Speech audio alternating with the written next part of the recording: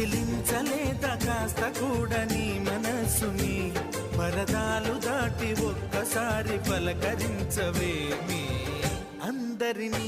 ఇలా వెంటపడి అడగాల సరదాగా నువ్వే ఎదురైతే సరిపోదా నిద్రపోతున్న రాత్రి నడిగా గుడికి చేరిన గువ్వల నడిగా